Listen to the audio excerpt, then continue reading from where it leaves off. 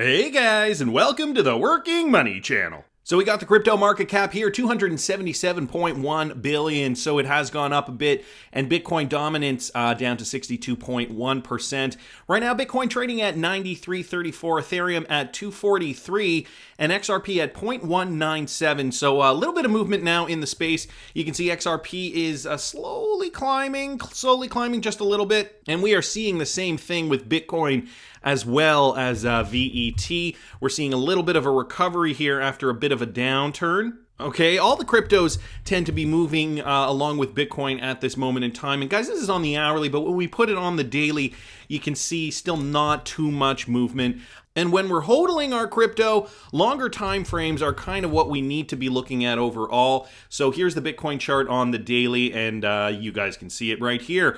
Not a lot of movement still vacillating between 9,000 and 10,000 per BTC, give or take. We know this top line up here represents 10.4. That was the most recent high, and that is the level of resistance that we need to break. But not a lot of volume. We haven't seen that much volume over the last several days here. The last time we were really experiencing higher volumes was over here back in early May.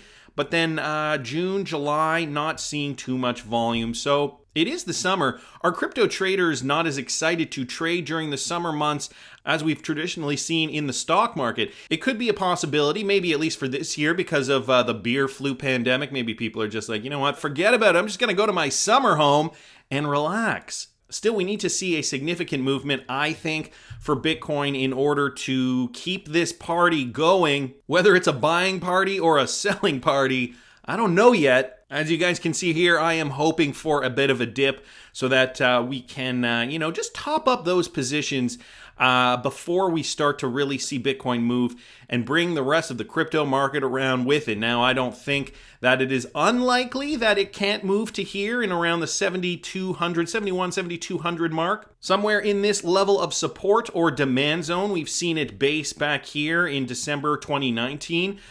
So I think we could actually see a Bitcoin retrace down here and then finally make higher highs, breaking that 10,004 mark. And guys, that would just bring cryptos along with it. So I know I talk about Bitcoin a lot, and you may dislike Bitcoin. You might actually hate it with a passion, but that doesn't matter. Bitcoin is the beat of the market, and it will dictate where all the other cryptos will go, at least in the foreseeable future. I like to keep reiterating this. I know some of you guys watch me all the time and probably have heard it a million times, but there are people constantly coming to the channel and, kind of wondering about trading and kind of, trying to figure it out for themselves. And I just have to keep reiterating it because this still is an immature market. We still are at the mercy of Bitcoin. So we got to wait and see what it does. Of course, that won't be the case forever. One day, XRP and many other tokens with a real world purpose will decouple from Bitcoin, but that is still some time away. I think when we see some meaningful utility go through cryptocurrencies like XRP or VET, that's when we will see those coins particularly decouple,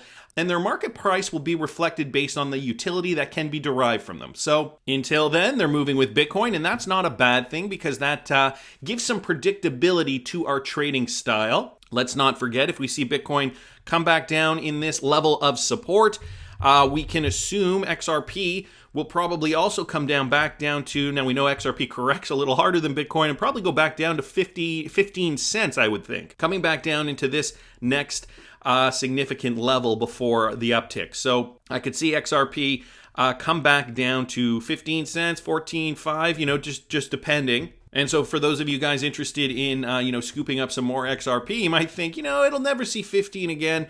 But realistically, when you compare it to Bitcoin, if Bitcoin corrects this much, I have no doubt that XRP could also correct back down to 15 cents. Just keep an eye on it, guys. I got this from Mac Attack XRP. XRP sets to become a privacy coin as Ripple researches into anonymity. A privacy coin, eh? The Ripple network is set to transform its native coin token XRP into a privacy coin as the network begins intensive researching procedures into anonymity and data protection. In a recent blog post by the Ripple Network, Stephanie Roos, an assistant professor at Delft University of Technology, disclosed reasons why the Ripple Network believes there are holes in the present blockchain model and aims at incorporating temporal anonymity features on the XRPL. People are of the opinion that Bitcoin provides sufficient anonymity, where it is not so, since there are possibilities of tracing people via their data on the Bitcoin blockchain. Tracing people can be achieved if the details provided could be linked to a profile, says Roos. However, the Ripple network stated in a blog post that it recognized the need for anonymity and data protection and has began driving efforts to integrate anonymity features into the XRP ledger. The need for data protection has rapidly increased in recent times as companies all over the world are cautious of disclosing sensitive data when performing blockchain transactions. The companies feel private blockchains have limited future-proof solutions based on the fact that the system can only be used by a few users. Hence, companies believe public blockchains are the future-proof solution as they provide sufficient anonymity functions. As we know, back in April, and it mentions it down here in the article, Nick Bougalis announced the deployment of a newly proposed feature, the blinded tags, and I believe that was voted in a month later or 2 months later, something like that. We got to remember, guys, that Ripple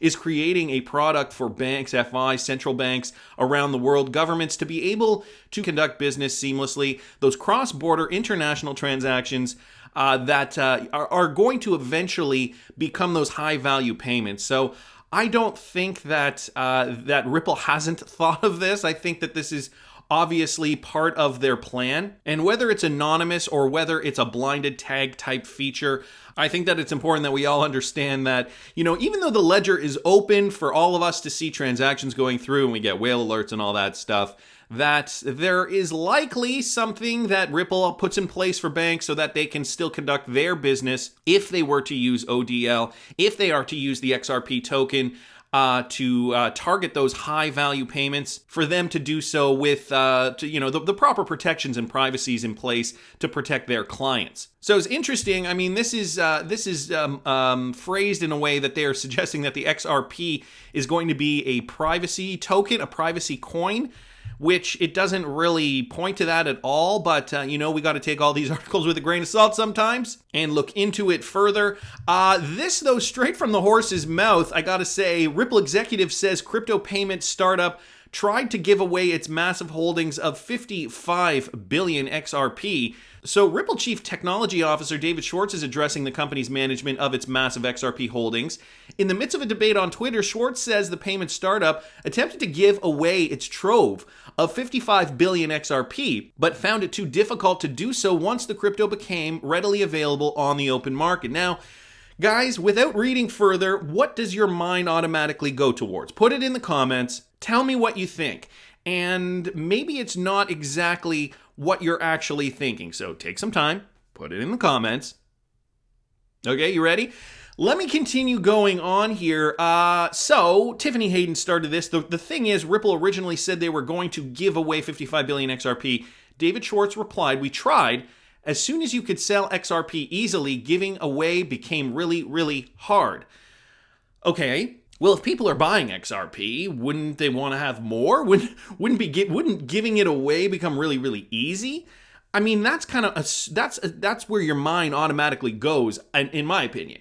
So Schwartz addresses Ripple's crypto holdings in a discussion on how the San Francisco startup's stewardship of XRP stacks up to the Stellar Development Foundation's management of the digital asset Stellar Lumens, XLM. Ripple co-founder Jed McHale, okay, then it tells you that Jed co-founded Stellar. So the foundation explained that it had more than enough funds to continue developing XLM and no longer needed the billions of XLM to continue its mission. And so Tiffany Hayden actually also posted this with regards to Stellar's commitments and the XRPL in a not-so-polite tweet. Just going to leave it up here for those of you guys who aren't looking at the screen. Essentially, she says all of the currency that was generated into existence when Stellar was formed is used to build and develop the ecosystem. XLM is used, not XRP. So this goes on to say, Ripple placed its 55 billion XRP in escrow in late 2017, selling portions of its holdings each month. Okay, it describes the escrow. David Schwartz responded to questions on a Quora platform. Anyway, we know all that information. So I wanted to get to this, though, and I wanted to get to some comments here. And, another way to read into this, so again, David Schwartz said, we tried. As soon as you could sell XRP easily, giving it away became really, really hard. Now, of course, some people obviously joking around saying, well, you can give me the 55 billion XRP anytime, David. I will hold it for you. And some people, jumping the gun, suggesting, yeah, see, look, it's not a valuable cryptocurrency, and that's why they're saying they're willing to give it away. Shane Mills brings up a very good point. I got to credit Shane Mills for thinking outside the box. Funny how many people just hear giveaway and not understand the comment. If you have 10 million of something and you can't sell, it's easy to give it away. As soon as you can sell, then it has value and much harder to give away. Well, that's the way I read into it anyway. And if you think about this, it actually does make a lot of sense. Once something's on the open market, you kind of don't want to cheapen your brand by just giving away XRP. Instead, now you're seeing it as, look, this cryptocurrency has value, so we probably can't just give it away and cheapen our brand. And do you remember Brad Garlinghouse in that interview when he was asked about giving XRP to clients? And does Ripple give XRP to clients at a discount? He ultimately said, yeah, I mean, we give them a discount, but, maybe 5 or 10%. We don't give them, a huge discount on this stuff because it still is valuable. And so I think the same kind of thinking is evident here with Shane Mills' tweet. You can't just give stuff away that you yourself deem valuable. Ripple has also stated quite publicly that they see value in XRP, and it is in their best interest for the price of XRP to rise because they are the largest stakeholders in XRP. They are the ones using the XRPL. They are the ones building the XRP ecosystem. So they see value in the price of XRP rising as well. So Tiffany Haynout here trying to stir the pot. David Schwartz obviously just responding to the question in a very, very straightforward manner and, without fail, always confusing the XRP community with some of his more cryptic tweets, but this one not so cryptic. Nevertheless, thought I would bring that up for you guys. We also got this from the Cryptic Poet at @OneCrypticPoet on Twitter. YouTube said it's not at fault for cryptocurrency scammers using its platform in moving Monday to dismiss a lawsuit by Ripple Labs. So YouTube kind of fighting back here. YouTube said it's not at fault for cryptocurrency scammers using its platform in moving Monday to dismiss a lawsuit by Ripple Labs Inc. Section 230 of the Communications Decency Act categorically bars such suits, the Alphabet Inc. Google's unit said in a motion in the U.S. District Court of the Northern District of California. The motion shows how video sharing platforms rely on a section of the 1996 law stating that computer services shouldn't be treated as the publisher or speaker of other providers' content. A representative for Ripple didn't immediately respond to a request for comment. A YouTube spokesperson said, "We take abuse of our platform seriously and take action quickly when we detect violations." Ripple sued YouTube in April, if you guys remember this, alleging it failed to stop bad actors from using the video sharing platform to stage fraudulent giveaways and encourage viewers to send XRP, the blockchain company's digital currency. So there are some scammer YouTube ads going around the space, and they're in front of a lot of cryptocurrency related YouTube channels. I know some of you guys have tweeted at me or mentioned it in the comments that they're in front of my videos. I can't help that. I'm sorry. It is up to YouTube to vet their advertisers, in my opinion. I find it funny that they're saying we take abuse on our platform seriously and take action quickly when we detect violations. Yeah, you're quick to act when you detect violations on channels, but when it comes to advertisers paying you money, you aren't so quick to act, are you, YouTube? YouTube is getting revenue from the scammers, so they are not going to as quickly dismiss these, I think, as they are when they detect a fraudulent channel, for example. So anyway, new developments in this case. It sounds like YouTube just doesn't really care, honestly. So Ripple alleges the scam took hundreds of thousands of dollars from victims and harmed Ripple's brand and the image of CEO Bradley Garlinghouse. YouTube, in its motion, said there's no plausible allegation the video sharing platform used Garlinghouse's identity. Also, it is not enough to allege that YouTube merely contributed to the misappropriation, the company said. So again, these scammers, they're paying YouTube. Let's not forget, they are paying YouTube to have their ads being put up in front of our videos. It is going to take a lot for YouTube to say, at least in my opinion, that they do not want to collect revenue from these people anymore. We got another one here, guys, from the XRP Arcade. TradeConnect lists XRP So TradeConnect, a multi-asset blockchain-based exchange that allows investors to trade a wide range of financial products such as cryptocurrencies, equities, FX, commodities, and more, has added XRP to its trading platform. And here's the tweet to that effect. New asset. We're thrilled to announce the XRP USD is now available to trade on TradeConnect. Go long or short XRP with 5-to-1 leverage. You can trade 60 plus assets and keep all profits in crypto.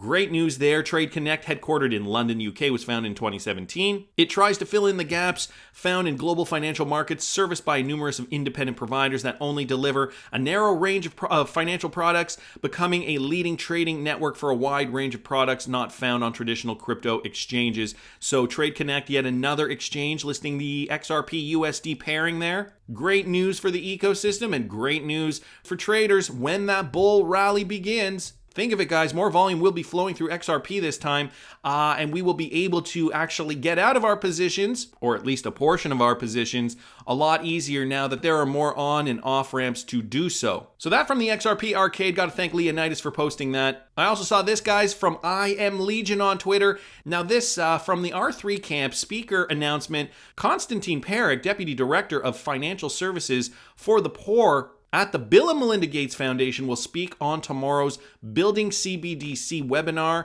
And so that's happening at 8 a.m. Interesting connection here. Mojo Loop, Bill and Melinda Gates Foundation, ILP, Swift Architect, and R3 CBDC ITU.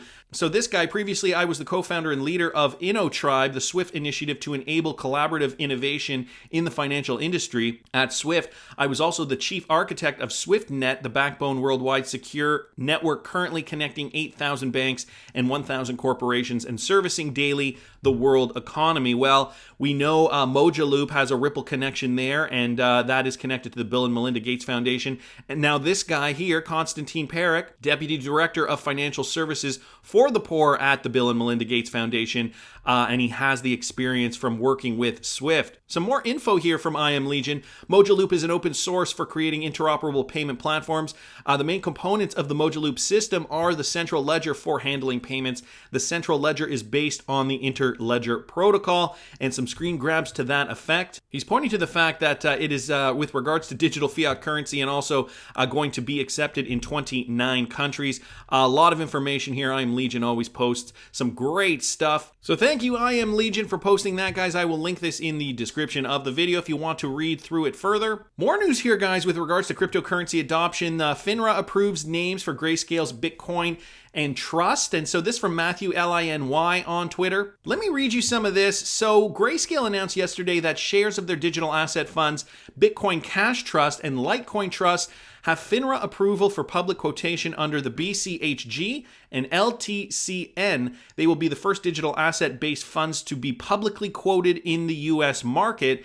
These funds will be open-ended trusts sponsored by Grayscale and are intended to enable exposure to the price movement of the trust's underlying assets through a traditional investment vehicle. The idea is to provide an accredited investor the opportunity to invest in the digital assets while avoiding buying, storing, and safekeeping digital Bitcoin or Litecoin directly. So this is Grayscale, guys. These are the same guys that have or that did create the GBTC Trust. So this is, if you guys can see here, this is Grayscale's Bitcoin Trust. I do own some of this. It gives me some more exposure to Bitcoin with some money that I already had in my stock market trading platform. So this is the majority of my stock platform right now is in this. I liquidated out of stocks, and I was obviously more interested in crypto and the movement that we can see with cryptocurrencies. So now they have LTC. What was it? LTCG? Was it the Litecoin?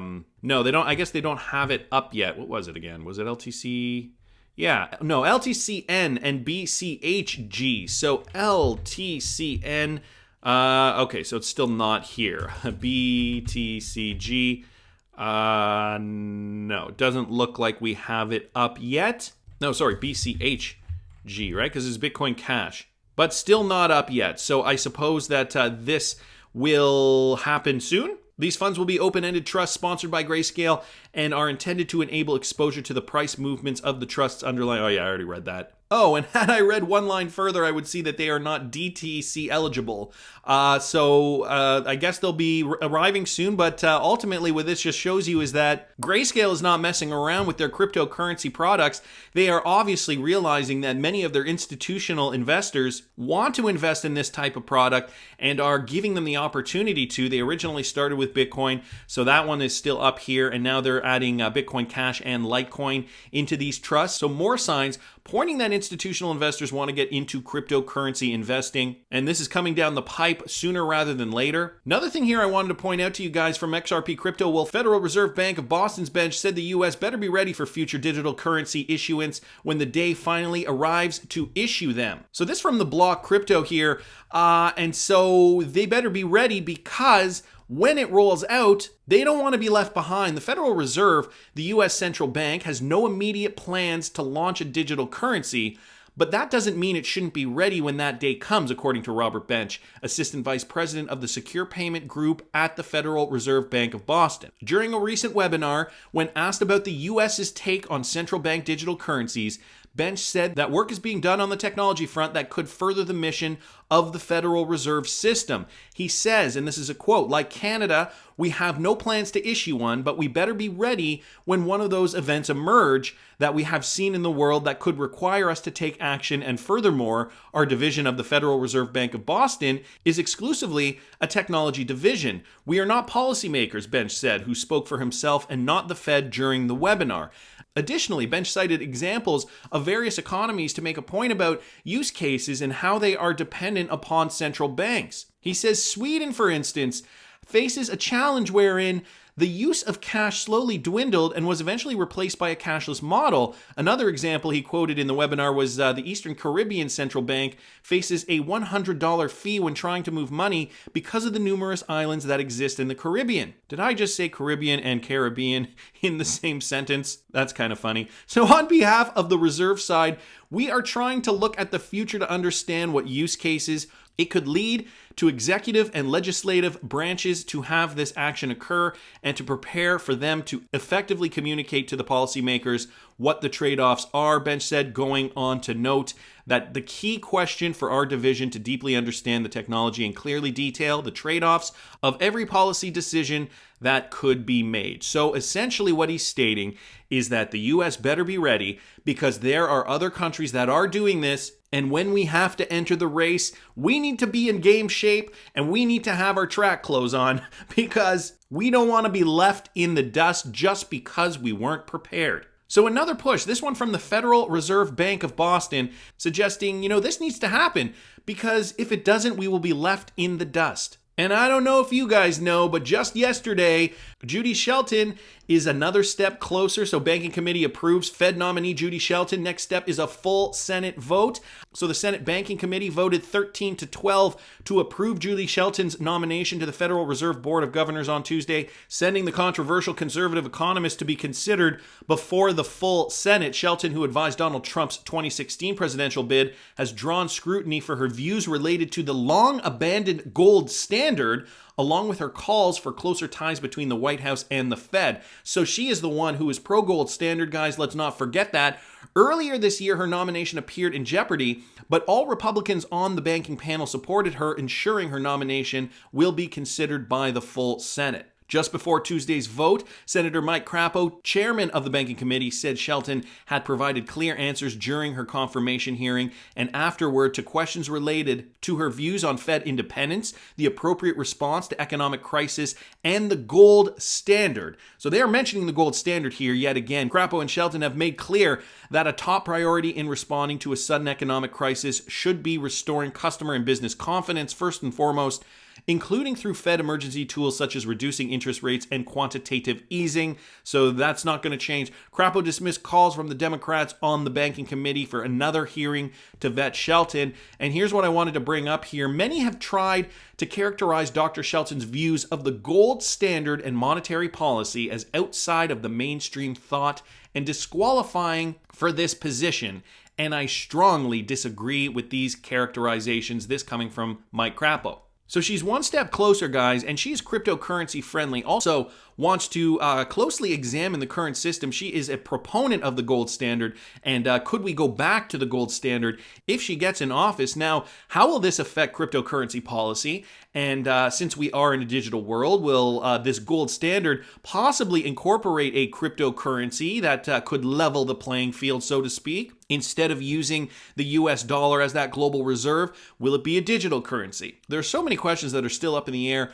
All we know, though, is that Ripple already has those close ties with the US government, many central banks around the world, the ECB. We know Brad Garlinghouse has been at those meetings with members from the BIS, members from the IMF. We've seen him in photos with Christine Lagarde and many others. So it is very, very likely Ripple is going to be part of this financial system. A lot of NDAs have been signed where many, many people cannot even talk about Ripple, as we had seen the other day with the CTO of R3. And guys, I want to bring this up to you as well.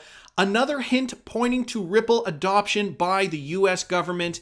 So this from Chris Giancarlo, the cat's out of the bag for technology innovation around the future of money. Work on CBDCs is happening across the globe and will continue to accelerate. So this directly from Chris Giancarlo. And you guys know Chris. He's the former CFTC chairman, business exec, attorney, writer, husband, father, advocate for orderly, vibrant, and entrepreneurial capital markets. And he calls himself Crypto Dad. So he retweeted this article here from Jason Brett here, who posted this: U.S. Senate banking on hold, hearing tomorrow on competing with China's economy. So this article is China pilots new digital renminbi, Congress to hear proposed digital dollar response. So the U.S. Senate Banking Subcommittee on Economic Policy is set to hold a hearing tomorrow at 9:30 a.m. called U.S.-China Winning the Economic Competition. Among a group of witnesses set to testify on how the United States can succeed at remaining economically dominant over China is Chris Giancarlo, senior counsel at Wilkie Farr and Gallagher and former chairman of the CFTC. China has been capturing headlines this year with announcements of a central bank digital currency pilot program being launched in 4 provinces, as well as a promised pilot during the Beijing Olympics in 2022. While countries around the globe have been evaluating CBDC options, China's aggressive posture as a totalitarian regime with over 1 billion citizens holds particular interest and concern for U.S. lawmakers. And this just goes back to this article here, not that one, this one here, basically saying the Bank of Boston, or rather the Federal Reserve Bank of Boston, saying, look, we have to be ready. If China comes out of the gates with this, we need to be ready. This just goes to that point here. Senator Tom Cotton will chair what will be Giancarlo's 3rd hearing in a matter of weeks, having testified both in the U.S. House of Representatives and the U.S. Senate on digital dollars in the context of the beer flu, the rapidly growing use case of technology and ways of faster economic stimulus distribution. Chairman Cotton advocated for the use of the digital dollar as a means of getting ahead of China in the last Senate hearing. I had a chance to ask Giancarlo some questions prior to his testimony tomorrow morning. The full hearing can be viewed here, and so there's a link to that hearing on the U.S. Senate Banking Committee's website. But guys, what I wanted to point out here I thought was really, really interesting with regards to this interview. Right here, Giancarlo says, my top concern is modernizing the very architecture of the dollar itself so that remains as globally attractive and technologically useful as possible in the Internet of Value in unfolding digital 21st century. I'm going to highlight Internet of Value here because we know we've heard it before from Brad Garlinghouse. And I thought to myself, have I ever heard the term Internet of Value before Brad Garlinghouse mentioned it? And I thought to myself, did Ripple coin that term? Did Brad or somebody at Ripple coin the term Internet of Value? And it was a good way for them to describe what they were doing. And so when they have meetings with central banks and, important governmental officials, when they have meetings, they can kind of describe what Ripple and XRP can do with a simple term that everybody can remember and that everybody can use, so that they can really describe what they want to describe in a meaningful way. Now we have Chris Giancarlo here using the term Internet of Value, and I mean, I could be wrong. The term could have come about before. So what I decided to do is do a little research on the Internet of Value specifically. And the first thing that comes up, well, other than this Google suggested feature up here, the first thing that comes up is Ripple's website from June 21st, 2017, the Internet of Value, what it means and how it benefits, what it means and how it benefits everyone. Okay, so this is an article that they wrote back on June 21st, 2017. That's the date it was published. But when we go back here, guys, I was looking Internet of Value. All these other descriptions happened after June 21st, 2017. Like this one here is from March 2018. We keep going down. We got some videos from 2019. What else do we have here? We've got 2019 here on the date, 2018, 2019. So a lot of these outlets obviously using the term, but I have been hard-pressed to find an instance where it was used before. Well, here, look at this one, December 18th, 2017. But I've still yet to find an instance where it was used before June 21st, 2017, which makes me believe that Ripple was the company, or rather somebody at Ripple coined the term, the Internet of Value, and have been using it whenever they do presentations, have been using it whenever they talk to policymakers, whenever they talk to government officials, whenever they talk to anybody who they are trying to explain their business model to. Clearly, Giancarlo didn't make this up by coincidence. He has heard it before. And so is this just another hint that the US government will be running on Ripple once everything is said and done? I couldn't find an instance on the internet where it was used before June 21st, 2017. If you guys can, put it in the comments. But that's just my opinion. I want to hear what you guys think. Please subscribe to the channel if you haven't already. Like the video if you like the content I'm providing. I always love hearing your comments. See you in the next one, guys.